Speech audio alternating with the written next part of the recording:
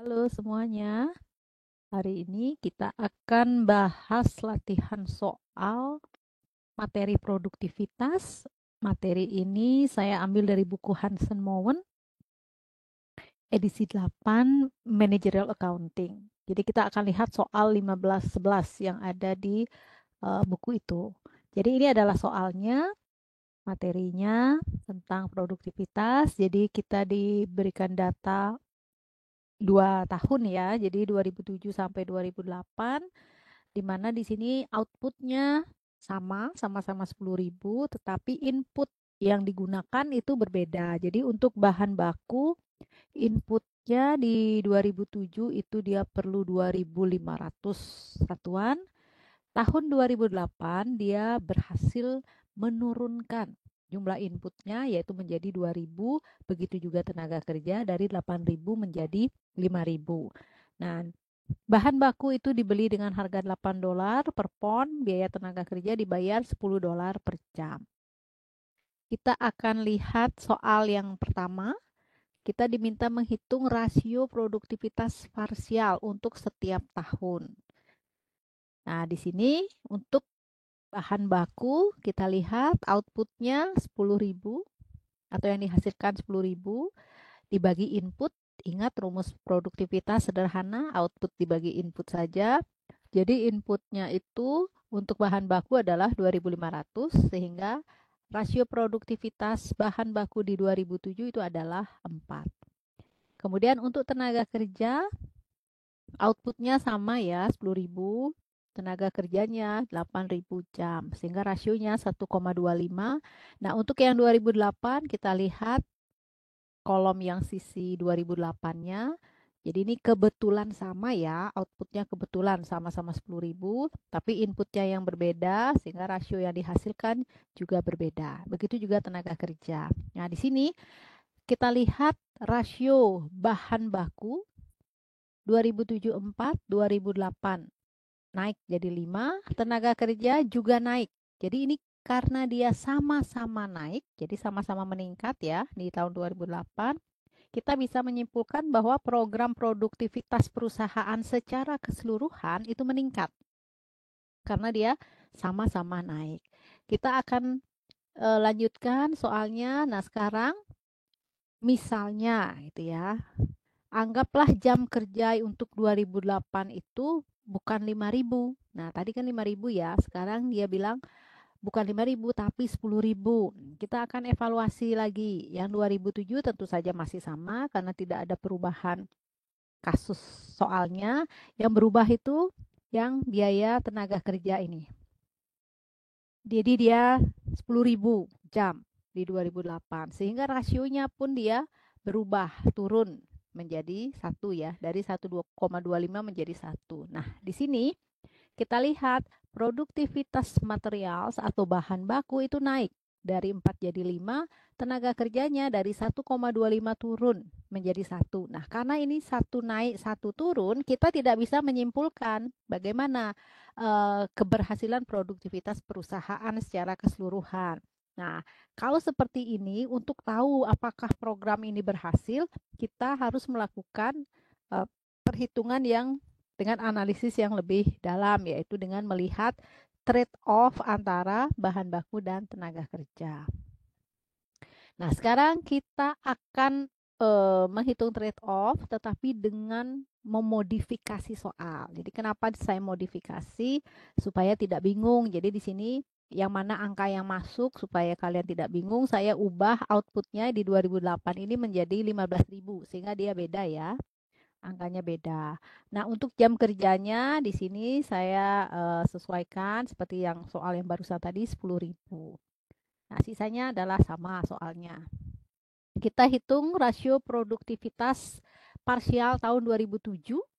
Jadi sama karena tidak ada perubahan soal dengan yang tadi. Rasio bahan baku di tahun 2007, rasio output per inputnya itu adalah 4 untuk bahan baku, tenaga kerja 1,25. Ini kalian harus ingat, ini angka 2 ini. Nah, 2008 disesuaikan, outputnya tadi diubah 15.000 ya. Kemudian, oh sorry ya, ini yang untuk trade off-nya disesuaikan juga. tenaga kerjanya tadi saya bilang 10.000, ternyata di sini 20.000. Saya sesuaikan 20.000. Jadi dihitung, jadi kita lihat rasionya material naik dari 4 menjadi 7,5, tenaga kerja 1,25 turun menjadi 0,75. Jadi arah perubahan tidak sama, kita tidak bisa menyimpulkan eh, produktivitasnya itu naik apa turun, itu tidak bisa disimpulkan. Nah, sekarang kita akan belajar menghitung. Bagaimana sih caranya menghitung trade-off ini? Nah, pertama kita harus cari nilai PQ. PQ itu adalah jumlah eh, input gitu ya, atau jumlah key kuantitas si bahan baku itu seandainya tidak terjadi perubahan produktivitas. Jadi angka 4 ini berasal dari rasio produktivitas dasar tadi 2007. Yang 4 ini ya. Jadi outputnya itu adalah output yang tahun 2008. Tetapi dibaginya itu nanti dengan rasio produktivitas yang kalian hitung di 2007 tadi. Hasilnya 3750. Untuk tenaga kerja juga sama, outputnya 2008 15.000. Rasio produktivitas dasar yang tadi kita hitung itu adalah 1,25. Jadi di sini jumlah material itu adalah 3.750 seandainya tidak ada perbaikan produktivitas. Kalau tenaga kerja, jadi sebenarnya yang dia keluarkan si jam kerja itu adalah 12.000 dalam kondisi tidak ada perbaikan produktivitas. P ini adalah price, harga, tinggal ambil di soal ini ya, $8 dan $10. Kemudian PQ kali P, adik tinggal kalikan ini. Kemudian AKI ini adalah aktual kuantitinya. Berapa jumlah input realnya yang sebenarnya. Jadi yang di 2008 yaitu ada 2000 unit bahan baku, kemudian untuk jam kerjanya 20.000 jam. Jadi ini adalah aktual kuantitinya.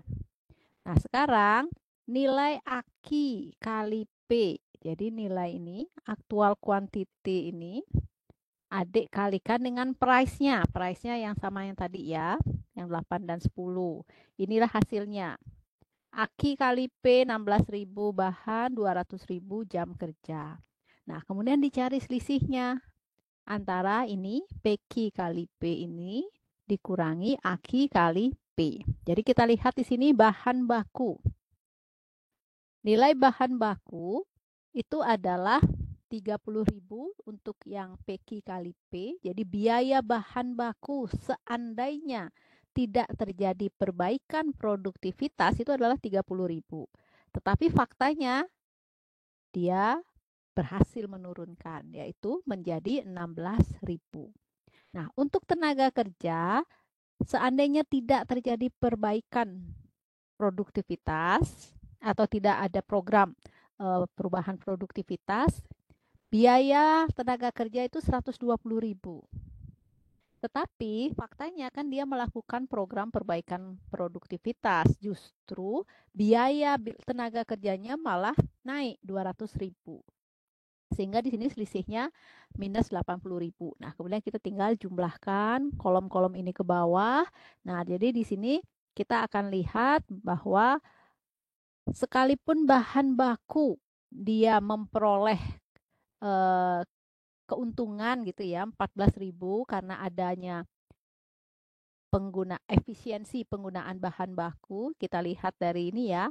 Ini seandainya tidak ada perbaikan produktivitas, ini saat terjadi perbaikan produktivitas dia akan turun. Jadi dia lebih efisien. Tetapi kenaikan efisiensi penggunaan bahan baku ini tidak mampu mengcover kenaikan biaya tenaga kerja. Adik lihat sendiri di sini. Biaya tenaga kerjanya dengan program perbaikan produktivitas itu justru malah membengkak. Nah, jumlah laba secara keseluruhan turun akibat perubahan atau program perbaikan produktivitas itu turun $66.000 yang ini ya. Jadi kita lihat di sini program perbaikan produktivitas yang menyebabkan adanya trade off penghematan antara material dengan tenaga kerja langsung itu menunjukkan hasil yang negatif, alias laba justru turun, sehingga program produktivitas yang dicanangkan perusahaan ini kita katakan tidak berhasil. Nah, dalam hal apa ini terjadi? Misalnya saja dari sisi bahan baku, pekerja bekerja dengan sangat hati-hati sekali dalam menggunakan kayu misalnya, tetapi karena saking hati-hatinya menggunakan bahan, efeknya adalah pekerja bekerjanya lebih lama karena dia harus bekerja dengan lebih detail atau teliti. Nah, itu contohnya terkait dengan perubahan produktivitas yang berkaitan sama trade off. Jadi trade off ini kita hitung seandainya antara biaya input satu dengan biaya input lainnya itu memiliki arah perbaikan yang berbeda. Itu saja terkait dengan produktivitas. Terima kasih.